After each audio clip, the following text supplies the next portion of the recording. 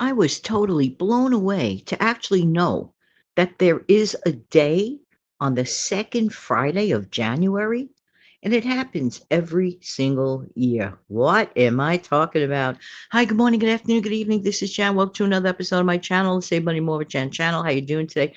As we approach the strike of the clock, the stroke of midnight, in just a few short hours away, couple of days, because I'm recording this on Sunday, December 29th. But most of us know that on December 31, going into January 1, at the strike of midnight, we're in a brand new year.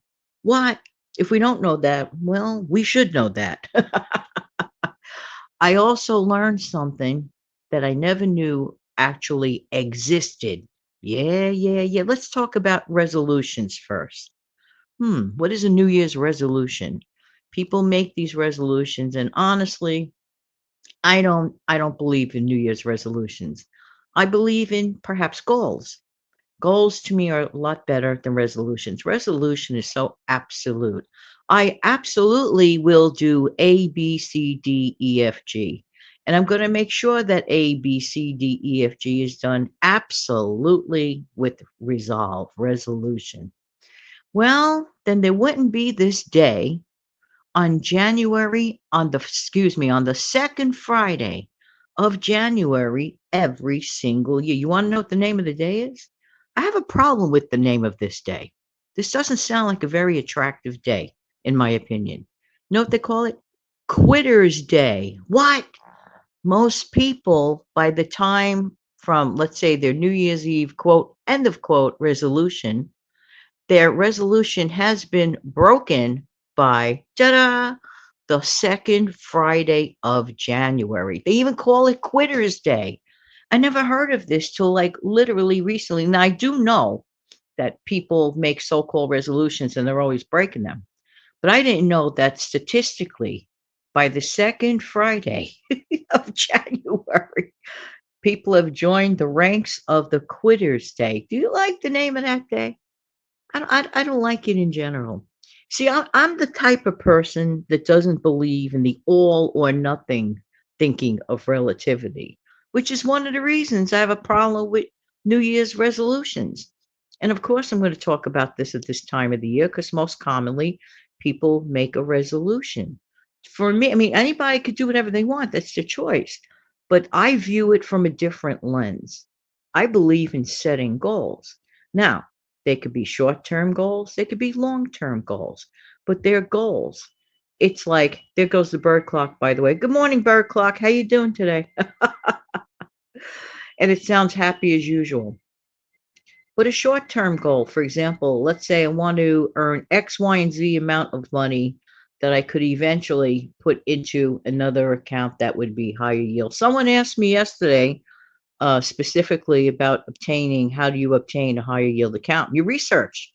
You get up and you research. Look in your area. You could do it easily online. I don't give financial advice. I'm not a financial advisor, which is one of the reasons I was not item specific to answer the question. The best bet is to do your own personal research in your neighborhood and see what's going on by you at your local banks. And of course, don't forget the ability to ask a bank officer person those questions when you walk in person. If you don't want to do that, just tap in online. There's lots of information out there. Just thought I'd mention that, by the way. All right, but let's get back to the Quitter's Day. Hmm. The second Friday of January, Quitter's Day. I had a recent situation, a technology challenge. Okay, I wanted to do something that was very important, and it had to be done, technologically speaking. And the thing, ever have to do something or input something somewhere, and the information just doesn't stick, whatever it is that you're trying to do. And I kept trying to do this. I'm like, what is wrong with that website? Like really, like, so I kept pursuing it, and finally, I didn't give up. And I'm so proud of myself. I didn't give up. I didn't give up. I kept trying and trying, and I figured out the glitch that I shouldn't have to figure out their glitch. So I didn't give up, and as a result, I figured out their technology glitch, overcame the glitch, and got the job done. and I was very proud of myself for it. So, but getting back to this quitters thing, if you don't make resolutions, you're not going to have to quit. You're not going to have to join the bunch of people on Quitters Day, the second Friday of January. It's crazy. It's like totally, totally crazy. And even the name of it itself, it's like, I don't know, oh, Quitters Day. When I was growing up, we were learning as at a young age. It's never really a great thing to quit things so fast. I mean, maybe at some point you make a decision to say, you know what, I'm done with this for good reason or whatever. But I think lately that it's possible that the quitting mentality could be more, I don't know, more rampant. I could be wrong, and I'm just saying, I just get that feeling, I just get that sense of let's not give up. If you have goals you want to make to ascertain in 2025, the flip of the calendar is here almost in a few hours, then little by little do things. This is what works for me. I can't say what's going to work for you, but I could say what has helped me. I prefer to do things in baby bites as opposed to big old chunks. Baby bites, slow and steady wins the race. Truly. Think about this for a minute. If you're going to do something in a positive manner every single day, just a little bit a day, it could even mean like let's talk about food, for example. It could even mean something as simple as this. Instead of having 3 cookies a day, you cut it down to 1 cookie a day. It adds up at the end of the week. Because let's think about it. If you had 3 cookies a day for 7 days in a row every week you were ingesting 21 cookies. But if you cut it down to just 1 cookie a day, you cut back a whole bunch of cookies, okay? Because now you're only eating 7 cookies a week as opposed to a whopping 21 cookies a week. The same thing goes for savings, for example. Let's think about this for a minute.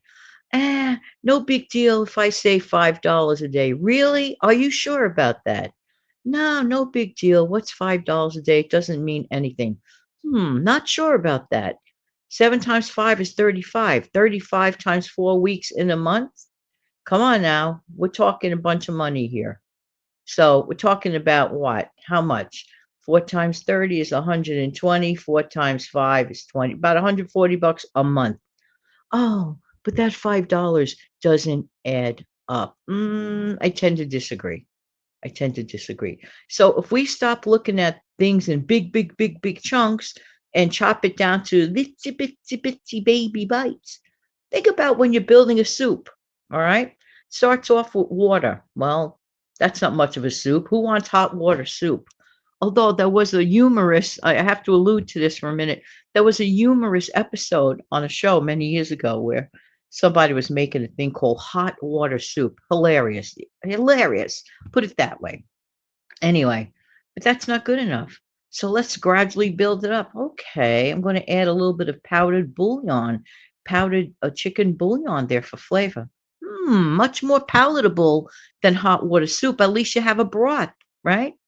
Then you decide, you know what? I'm going to add a little bit of chopped carrot, a little bit of chopped onion. Hey, I didn't know I had that celery rib left down in the crisper. You put it all together, little by little.